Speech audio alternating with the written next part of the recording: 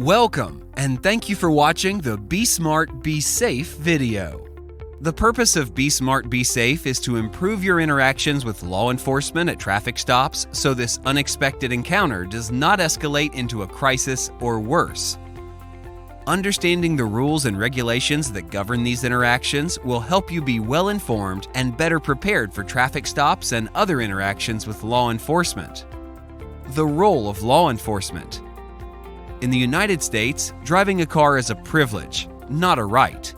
If you fail to obey traffic safety laws, you may be issued citations, assessed fines, and possibly have your driver's license suspended. The main duty of officers is to enforce laws and protect citizens and property. Officers have broad powers to carry out their duty. However, officers have the same rights as other U.S. citizens and are held accountable to the same laws as you are. Law enforcement work can be stressful and dangerous, and officers must be mindful of their own safety as well as the safety of citizens. To minimize conflict, remember to follow the guidelines explained in this course and to maintain a calm and respectful attitude during traffic stops and in any other interaction with law enforcement officers. This course is made up of 7 short lessons and will only take about 10 minutes. Let's get started. Lesson 1. You see red and blue lights in your rearview mirror. Robert was driving home after school when he saw red and blue lights in his rearview mirror. He starts to panic, thinking, "Why are they following me? Should I pull over?" What are Robert's best next steps? Pull over to the right-hand side of the road as soon as he safely can, with no delay, so the officer doesn't think he's being evasive. Once at a stop, he discontinues his cell phone call, turns off the music, and rolls down his window. While waiting for the officer, he doesn't fiddle with anything so as to not create suspicion from the officer. If you find yourself in this situation, remember, your goal is to ensure a quick, legal traffic stop so that you and the police officer both go home safely.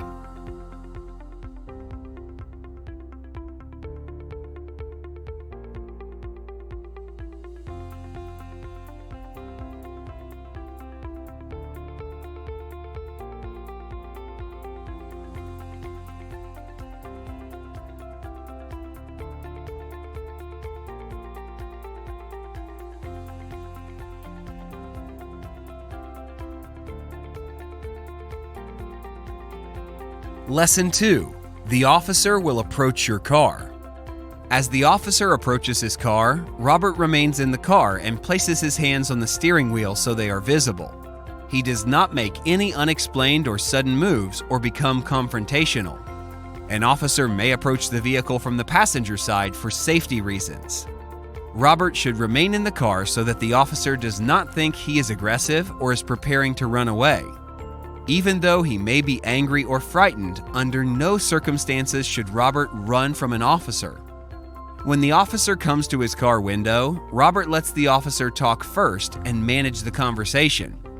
The officer will ask him some initial questions like, "Do you know why I pulled you over?" Even though Robert has the right to remain silent, it is smart to create a positive atmosphere of cooperation and answer basic questions in a brief and accurate way.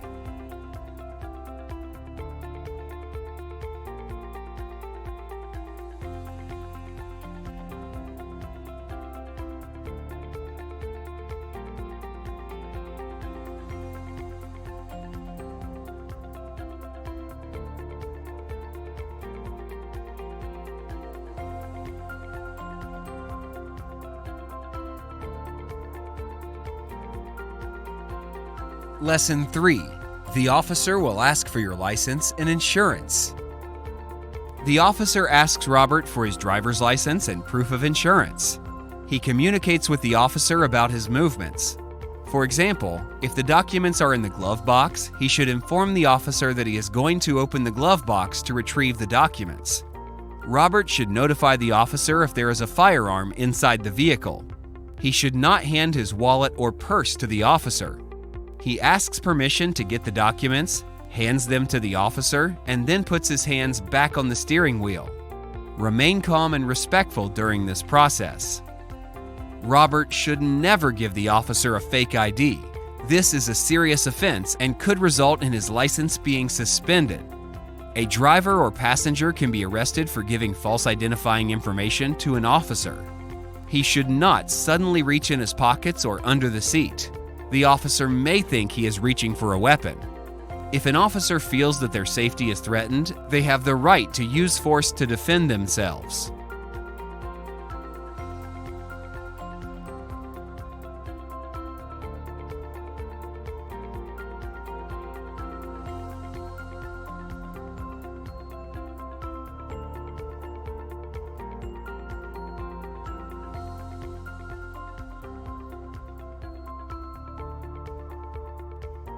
Lesson 4. May the officer search your car? If the officer asks Robert if they can look in his car, he can respectfully refuse. An example of a statement that Robert can use to deny a search is, "Officer, I do not consent to any searches." The officer must have clear consent from Robert or probable cause in order to legally conduct a search on his car, including, when practicable, a signed statement or a video recording. Some examples of probable cause include the officer detecting the odor of marijuana, observing beer cans, liquor bottles, or other contraband in plain sight. And if an officer believes that a crime was in the process of being committed, had been committed, or was going to be committed, they have probable cause to search Robert's car. If the officer believes that Robert has a weapon on his person, they may conduct a pat-down or frisk search of his clothing. Robert may not physically resist this search.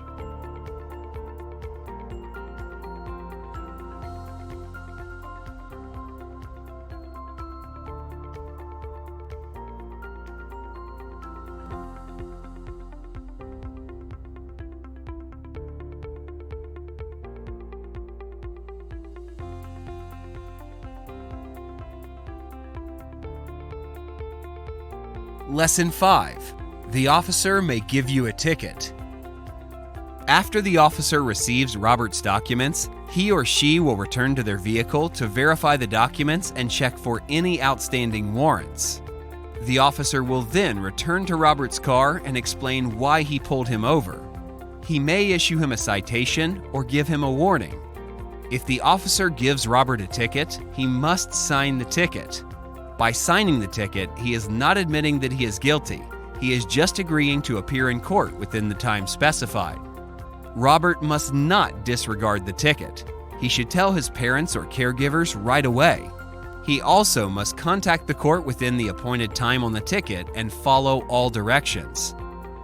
Failure to appear in court at the appointed time may lead to additional fines and possibly a warrant for his arrest.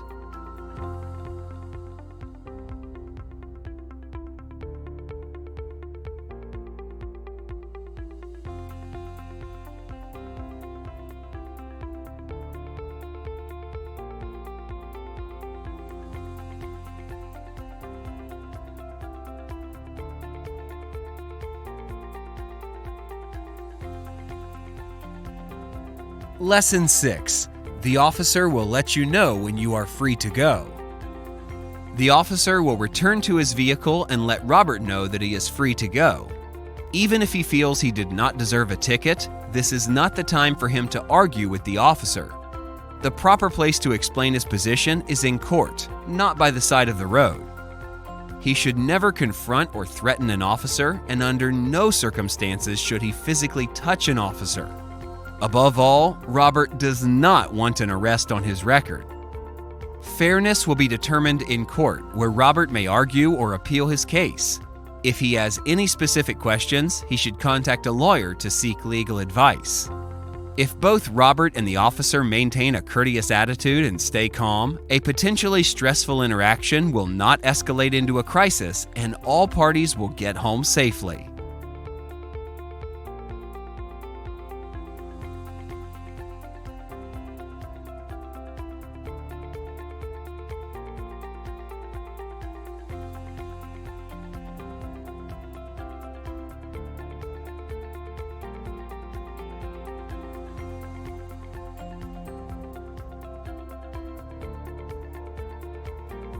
Lesson 7. You may file a complaint or a compliment about your experience. Robert cannot control how the officer handles the traffic stop interaction, but he can control how he handles the interaction. It is important that he takes the situation seriously and remains calm and respectful during this process. Police departments are very interested in learning about Robert's experience with their officers. They understand that no one likes to get pulled over and that traffic stops are both unexpected and stressful, especially for young drivers. Most police departments have a process for Robert to share his traffic stop experience. He can look at the department's website or call the department to find out how to file a compliment or a complaint. It is important for police administration to learn about those officers that are rude and unprofessional so that they can take corrective action. It is equally important to learn about officers that are professional and respectful. These officers are positive examples of building community trust and respect and ought to be commended.